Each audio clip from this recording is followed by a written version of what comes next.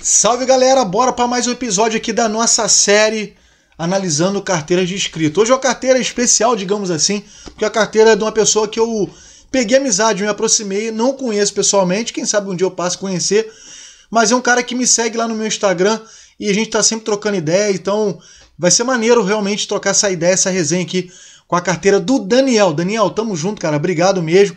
A gente tá sempre trocando ideia já há bastante tempo lá no Instagram e será um prazer estar trocando essa resenha com a sua carteira aqui, beleza? Vamos ver o seguinte aqui, primeiro que ele me mandou aqui, galera, só pra gente iniciar aqui do jeito certo.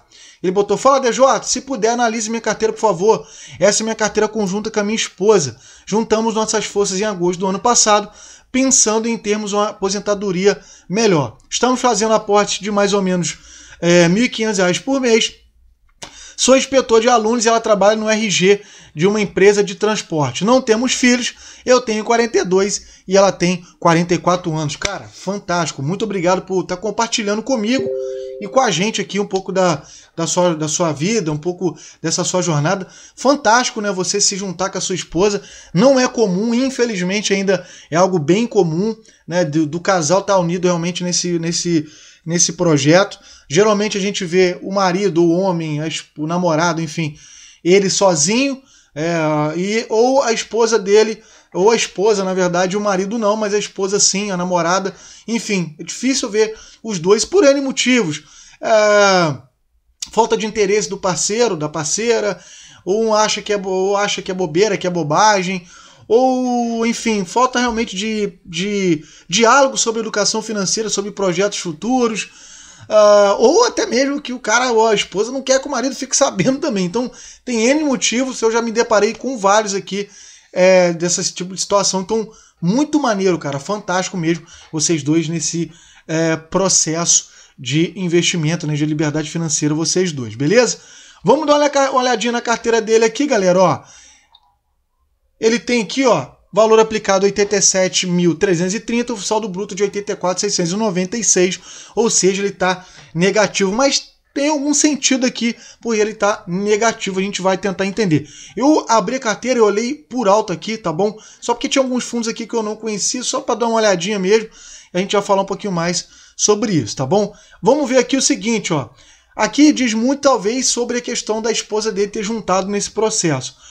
Aqui o início da jornada dele, ó, que a gente consegue visualizar aqui. E aqui provavelmente foi quando a esposa entrou no projeto junto, ó, tá bom? Aqui, ó, começou a ter uma paulada. Eu acho que aqui ela já botou mais uma grana e aqui também já deu, ela tinha uma grana, acredito que seja isso, né? Foi até condiz do que ele me contou. Deixa eu só tirar aqui, beleza. Então aqui, ó, depois deu essa paulada, depois que a esposa juntou nesse projeto junto. Um ponto interessante aqui, que tem a ver com essa relação aqui da queda, foi que depois que ela entrou, teve realmente uma perda de ganho de capital, conforme a gente consegue observar aqui embaixo. E aqui talvez uma explicação, tem entrado ali na renda variável, como entrou talvez com um valor alto, e o mercado foi caindo, então acredito que tenha dado essa diferença. Mas se sua esposa tá brigando contigo aí, ou tá ficando no teu pé, eu acredito que não seja, não esteja, mas conversa com ela aí, fala para ficar tranquilo que no longo prazo as coisas vai se ajustando, né, Daniel? Daniel já é um cara experiente, um cara já manjado, já desenrolado, já sabe como desenrolar isso aí, daqui a pouco vai ajustando a carteira. Se a gente for ver a carteira dele, 50% em FIIs, 25% em ações e 24% em renda fixa. Olhando a carteira dele de investimentos, a gente consegue ver renda fixa, ele tem 20 mil, né, que é um quarto da carteira agora é um quarto da carteira, ele tem 20 mil, essas aplicações está basicamente aqui, ó, em pré-fixado da Ecoval, Banco Inter, em alguns pré-fixados. Vamos olhar a carteira de ações, que ele tem 21.268, ele tem 9 ações na carteira, uma quantidade que eu acho bacana, eu sou daquela turma ali de 9 a 10 ações, por aí. Então ele tem aqui na carteira dele Banco do Brasil, Transmissão Paulista, né, que é a ISA Energia, tem Vale, tem Petrobras, Banco do Brasil Seguridade, tem a ENG, tem Itaúsa, Irani, Copasa. Ou seja, ele está focado no geral na carteira dele, na grande maioria em setores perenes. Então tem setor de banco, tem setor de energia elétrica, tem saneamento, tem seguros, tá focadinho ali nessa junção realmente de uma carteira com setores perenes. E tem aqui a Irani, você tem Itaúsa, Vale, Petrobras, que é um pouco mais volátil aqui, setores aqui de commodities, mas que tem potenciais aqui absurdo aqui de crescimento também, mas são mais voláteis. Então, como ele está aqui com a segunda, a terceira e a quarta posição desses dois ativos, ele pode ver uma volatilidade maior em relação a isso, tá bom? Olhando aqui a coluna, né, o gráfico, depois a gente vai olhar com calma melhor, mas o que eu sugeri a ele aqui é fazer o que eu estou buscando fazer, que é deixar a carteira mais igualzinha. Está basicamente bem semelhante aqui em porcentagem, mas deixar aqui bem próximo da outra mesmo. Por exemplo, o Banco do Brasil tem 16%, Transmissão Paulista 16%, Vale tem 12%, talvez dar uma rebalanceada aqui, buscar depois rebalanceando, se fazer parte, se fizer sentido para você, tá bom? Deixar ela mais equilibradinha aqui com porcentagem semelhante, tá bom? Carteira de ações, cara, show de bola. Ele tem aqui ações, por exemplo, a Petrobras, que realmente sofreu nesses últimos dias caindo, Vale também com variação negativa, Transmissão também, Paulista também em queda, ele tem a Irani aqui também em queda, e outras com valorização, velho. Banco do Brasil, Seguridade, e as outras aqui com leve alta, vai ajustando depois aí com os aportes, tá bom? Vamos dar uma olhadinha agora nos fundos imobiliários, né? Que ele tem 43 mil, que é a maior posição, 50% da carteira. Ele tem 14 fundos imobiliários. Eu não sei se eu teria 14, mas também aqui também não é absurdo também não, tá? Vai muito da estratégia pessoal de cada um. Eu não teria.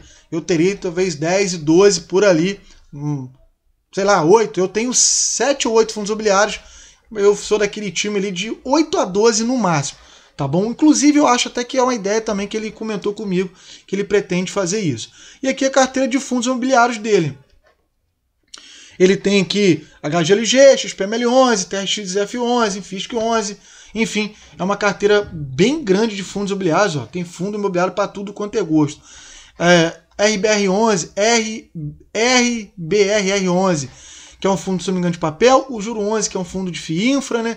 Tem KNCR11, que é o único FII levemente na alta, que é um fundo de papel, o Kizu é um fundo de fundos, enfim, ele tem uma carteira realmente bem grande com fundos imobiliários.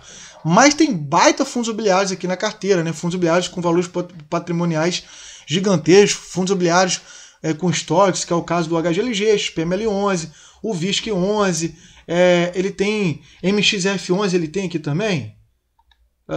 Ele não tem MXF11 não, galera. Achei até que ele tinha aqui, tive a sensação dele ter falado que tinha. Ele tem alguns fundos imobiliários que são grandes no mercado, né? E outros aqui que eu não realmente não conheço tanto, tá bom? A carteira dele, a gente vê aqui, cara, que tá bem negativa, né? Tem muitos fundos bem negativos. Cara, ir comprando, não fugindo da sua estratégia da carteira macro, tá? Então tem que ficar atento a isso, porque se você tem como objetivo, né, como sua estratégia ter 50% em FIIs, então você vai ajustando à medida que os aportes aqui, na medida que você for fazendo. Também não adianta sair comprando tudo e esquecer da sua estratégia. E o FIIs, cara, agora eles vêm subindo em 2025, eles vêm subindo. A gente tinha um cenário de 2023 que em 2024 a taxa de juros ia cair, então um cenário positivo, de repente virou tudo, o que era positivo virou negativo, com a perspectiva da taxa de juros subir, e isso vem se mantendo. A gente tem alguns cenários aí do governo aí, cortar gastos, enfim, cenário fiscal. Então, os fundos imobiliários, ele já começou a ter essa alta com esses cenários positivos, mas tem muita coisa para rolar ainda. Mas com esse cenário de fundos imobiliários que vem tendo, é uma oportunidade, desde que não fuja daí da sua estratégia, conforme a gente falou. Até porque também acredito que até essa taxa de juros cair vai demorar um tempo ainda, então tem muita água para rolar, então você vai ter tempo ainda dos fundos imobiliários aos pouquinhos se recuperando, você comprar mais cotas mais baratas para receber mais dividendos. Então faz parte. A minha carteira de FIIs também, cara, tá quase tudo no vermelho também. O importante é você aqui, ó, analisar aqui o contexto de você buscar aqui a sua estratégia dentro da carteira dos ativos, a carteira macro e a carteira micro. Você também buscar aqui uma estratégia de rebalanceamento. Eu também buscaria aqui fazer, se você tem esses 14 FIIs, tentar equilibrar com a porcentagem igual. Por exemplo, a HGLG tem mais de 10%, o outro fundo aqui tem apenas 2%.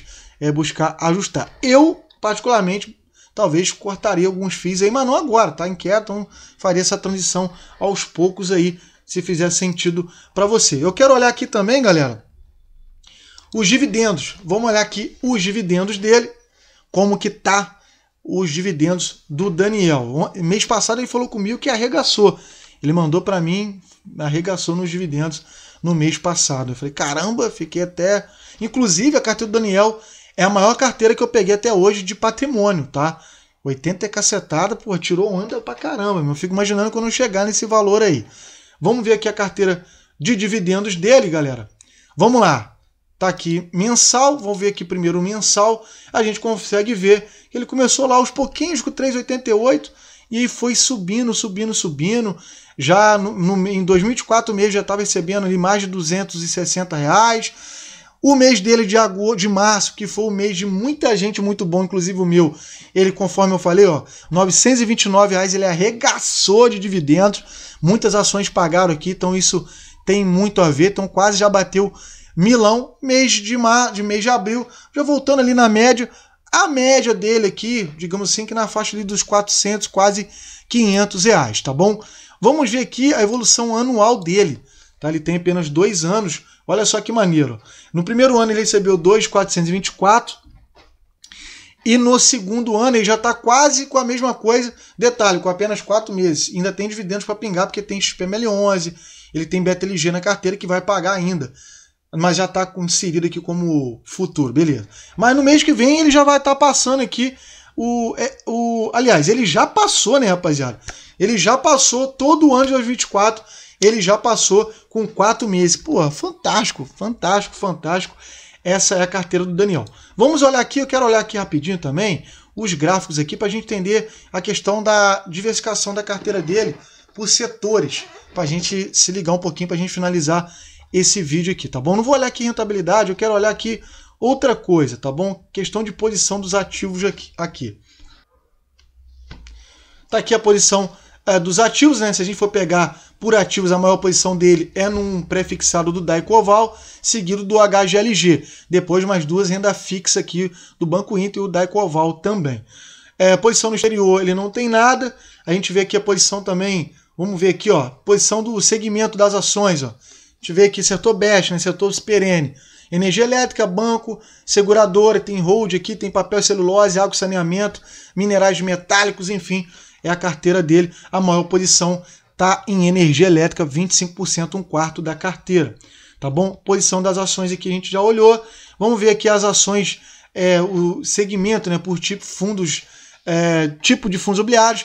Ele tem aqui mais de 60% da carteira em fundo de tijolo. Se considerar subir um pouquinho aqui em fundos de papel, para dar mais um equilibradinho, que tem bons fundos de papel aí que estão se prejudicando, não, que estão se beneficiando, né, com a taxa de juros alta, tá bom? E aqui para o segmento, né, híbrido, logístico industrial, shopping varejo, o títulos e valores imobiliários, né, que é o fundos ali, fundo de papel, enfim, e o FIINFRA, que ele tem 11%. Galera, a maior posição dele é HGLG, depois XPML11, TXF11 e o VISC11. Galera, essa é a carteira do Daniel, galera. O que vocês acharam da carteira dele?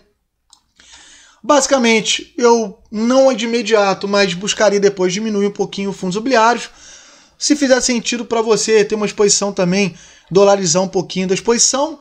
Eu também sou a favor de ter um pouquinho ali em criptomoedas, um Bitcoin, um Ethereum, uma pequena porcentagem, mas aí também é muito pessoal, é muito particular. O objetivo aqui não é indicar o que você deve fazer ou não. Daniel, parabéns, cara. Eu gostei da carteira, esculachou no patrimônio, tá tirando onda. Parabéns aí pelo projeto com a sua esposa. Pô, fico feliz demais por você mesmo. Daqui a pouquinho tá batendo uns 100k, meu irmão. Eu vou te fazer um desafio aqui. Você bater nos 100k, manda a carteira de novo pra gente olhar. Beleza? Carteira é show de bola. Tem muitos fundos imobiliários, muitas ações que eu também tenho na carteira, beleza? Se você também quer que a gente analise aqui a tua carteira, você manda pra gente aí nos comentários. Show de bola? Até o próximo vídeo, se inscreva no nosso canal e tamo junto. Valeu, galera!